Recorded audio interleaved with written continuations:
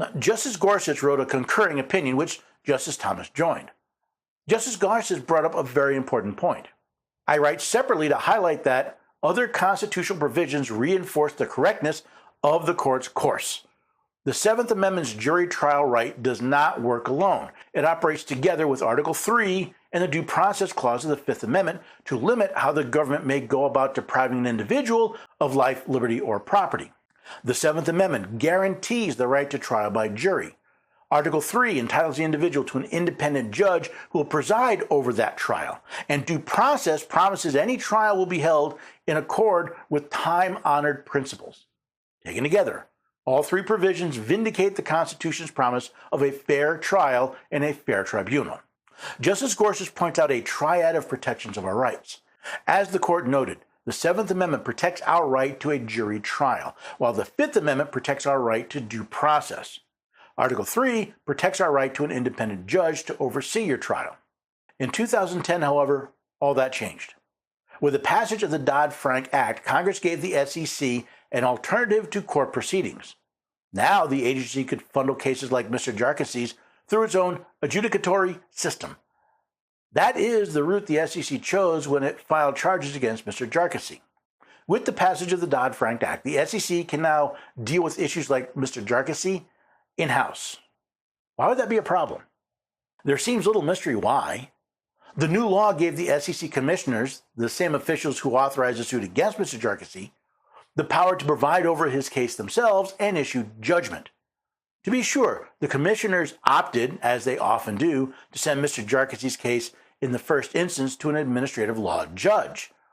But the title judge in this context is not quite what it might seem. Yes, ALJs enjoy some measure of independence as a matter of regulation and statute from the lawyer who pursues charges on behalf of the agency. But they remain servants of the same master, the very agency tasked with prosecuting individuals like Mr. Jarkis. This close relationship, as others have long recognized, can make it extremely difficult, if not impossible, for the ALJ to convey the image of being an impartial fact finder. And with a jury out of the picture, the ALJ decides not just law, but the facts as well. I think Justice Gorsuch's point is not only right, but extremely critical. With administrative law judges, controversies are handled by the executive branch agency. Sounds like a good deal for the agency. Going in then, the odds were stacked against Mr. Jarkis. The numbers confirm as much. According to one report, during the period under study, the SEC won 90% of its contested in-house proceedings compared to 69% of its cases in court. Reportedly, too, one of SEC's handful of ALJs even warned individuals during settlement discussions that he had found defendants liable in every contested case and never once ruled against the agency's enforcement division. That's the problem with administrative law judges. They are biased. Everyone in the court, even your counsel, works for the agency. There is no impartial judge or jury, which explains why so many ALC cases are won by the agency. The home team has the advantage. The rules of evidence, including their prohibition against hearsay, do not apply with the same rigor they do in court. For that reason, live testimony often gives way to investigative testimony, that is, a sworn statement taken outside the presence of the defendant or his counsel. How did all this play out in Mr. Jarkis's case? Accompanying its charges, the SEC disclosed 700 gigabytes of data, equivalent to between 15 and 25 million pages of information it had collected during its investigation. Over Mr. Jarkis's protest that it would take 2 lawyers or paralegals working 12-hour days over 4 decades to review, the ALJ gave Mr. Jarkis 10 months to prepare for his hearing. Then, after conducting that hearing, the ALJ turned around and obtained from the Commission an extension of 6 months to file her initial decision. The reason? The size and complexity of the proceedings.